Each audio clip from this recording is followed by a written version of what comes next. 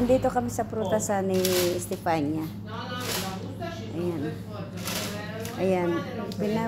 Pinapipili niya ako kung ano ang ano. Ayan. Peska. Tapos ubas. Albicocca. Bulaklak ng zucchini. Ayan ang mushroom. Ayan. Bukod yung ito ang ubas na maliliit. Ayan. Maraming ano dito, maraming prutas dito. Tingnan mo parang kalabasa siya. Pero susini yan. Zucchini pala, zucchini. Tapos ang banana o tingnan mo kalalaki. Ang susini, yun. Aquí te lo mando. A tu amiga.